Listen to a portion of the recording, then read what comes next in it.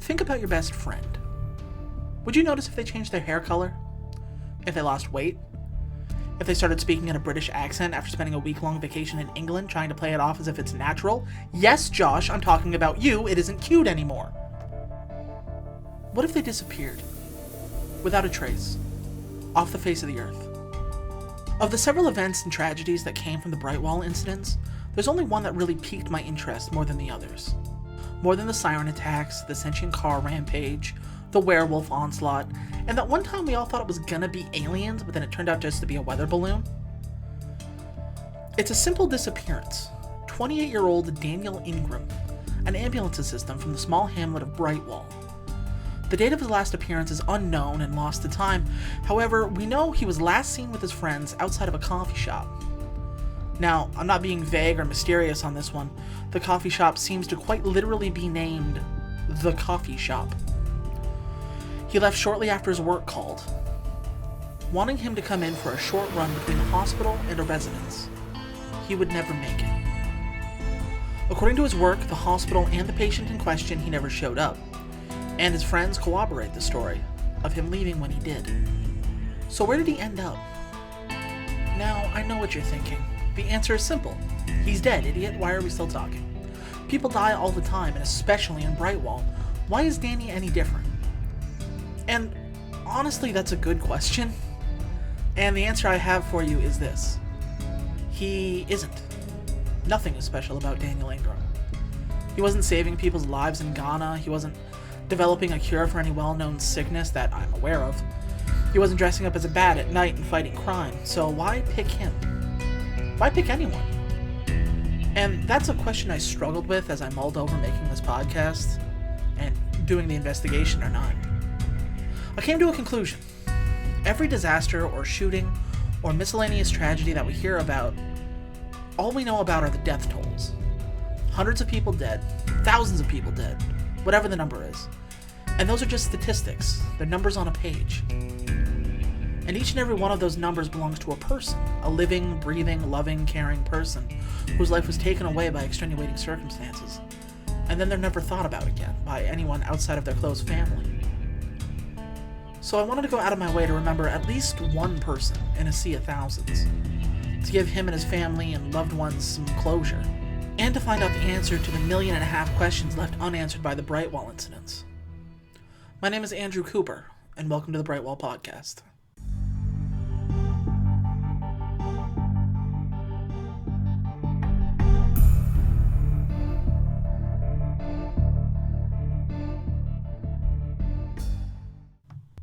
I'm not originally from Brightwall, and from what I gathered, only about 500 people were. What the population count is now, I can't even fathom to guess, and I doubt the census guy comes around here often. So to start this whole adventure, I did the only thing that made the most sense, and I moved in. I'm in a little hotel room off the main road. I'd love to tell you the name of this place, but honest to God, it just says hotel.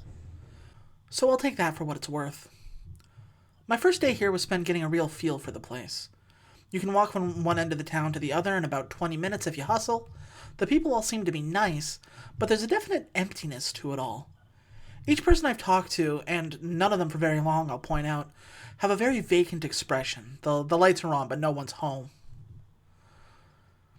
After the series of events had unfolded here, I don't blame them, and honestly, why they didn't just crater the place and fill it with sand and never talk about the whole thing again is beyond me. But that's not for me to speculate. Every time I try to bring the conversation around to Dan or missing people in general, they very quickly but politely end the conversation then and there. How do you even bring up this kind of thing without sounding scummy, you know? Like, hey, remember that thing you were all a part of where a bunch of people were either killed or kidnapped or experienced a body horror so disturbing we can't bring it up in polite company? You want to do a podcast on it? No pay. Honestly, I'm surprised nobody threw something at me. I got a few more answers when I just started asking about notable people in the town. This led me to Max. Max was a construction worker for about 5 years before he had a slip-and-fall accident in the local grocery store. He sued and won big time. He wouldn't give a definite figure, and all the research came up negative, but he told me it was to the point where he'd never have to think about working again. A tall guy, about 6'2", skinny with the kind of manic energy that made me tired just to be around him. I asked what he was still doing hanging around the grocery store that injured him, to which he replied, and I'm quoting directly here, "I don't know, keeping things in check, making sure the nerds don't get in." When asked for further explanation, he declined. I asked his opinion on the Brightwall incidents, and that's when he stonewalled me. He gave me a very stern look and asked me if I was a reporter or something. "No," I said. "I'm just kind of interested, I guess. I'm doing a podcast on it. I have a microphone and everything." Which, as far as I know, is all you need to do a podcast. He told me he doesn't do interviews for free. He then said, and once again I'm quoting directly here, "You don't even look like a real podcast guy anyway." Which, is an insult I don't really understand, but I'd be lying if I said it didn't hurt a little bit anyway. As I turned to leave what was increasingly becoming the most uncomfortable conversation I've ever had, he stopped me and asked what I knew. "Not much," I said, which is true. "Just the basics. I'm looking for somebody specific." And then he got really wide-eyed. And he said, "That dude?" And I said, "Yeah!"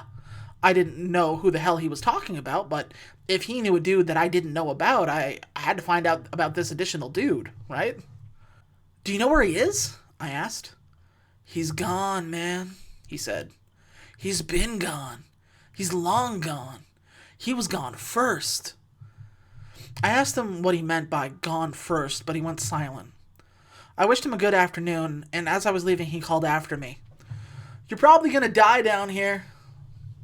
Which, while a disconcerting thing to yell at somebody in the grocery store, was probably correct. The statistics were definitely in his favor. So I'm not gonna lie, I didn't expect to be as stymied as I was when I first got here. I was kind of expecting everyone to be busting at the seams to tell me their stories of adventure and harrowing survival and love and loss, entertaining content without me having to do much. But as it turns out, it didn't seem to affect the remaining population all that much. Like a series of supernatural disasters were just kind of like a country fair that comes around every year. You lose a couple of friends to a Sharknado and then you move on with your damn life. I wonder honestly if I'm taking things too seriously. If no one else seems to care about the missing people, then why should I? Maybe I should just pack up and leave and do a story on the black hole that appeared in that old lady's cupboard in Waco, Texas. Or so she says. I think it might just be a black mold problem. But I figured I'd keep trying. If I couldn't get any general information from the townspeople, I would start to get more specific. Before Danny's disappearance, he was in contact with 7 different people. 5 of them were his group of friends, who were right there before he left, who were unavailable for comment or interview. We couldn't even get names.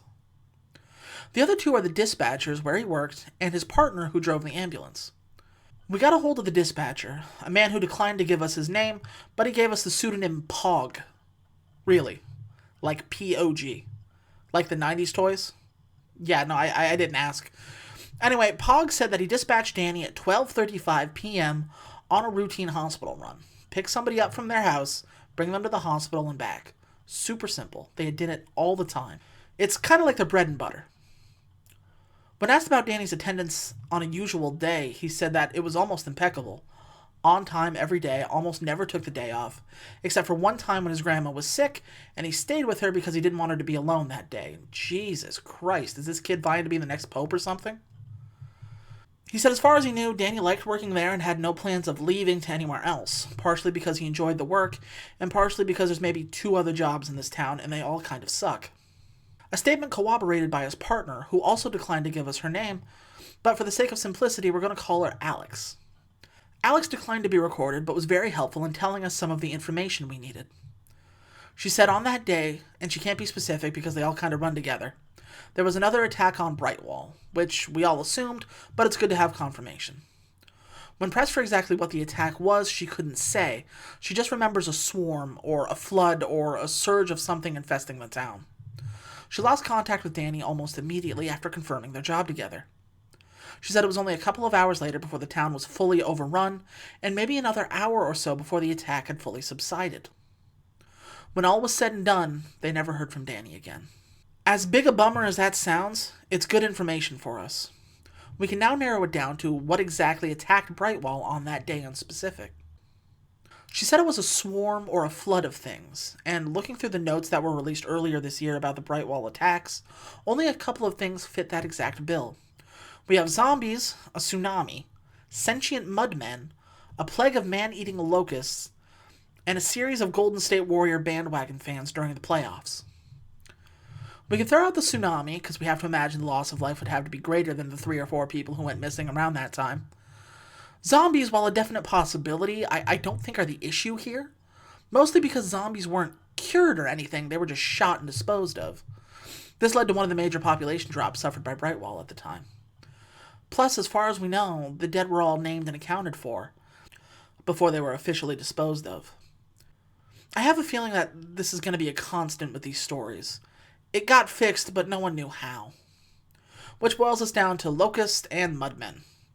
For it to be mudmen, the weather outside couldn't be too hot or too dry, because that would cause them to dry out prematurely, and they wouldn't have been much of a threat to anyone. Which probably puts their time of effectiveness into the late spring. Locusts, however, don't whip themselves up into a dangerous frenzy or swarm until a particularly bad bout of drought, which would place it sometime during the summer months, probably late July or early August.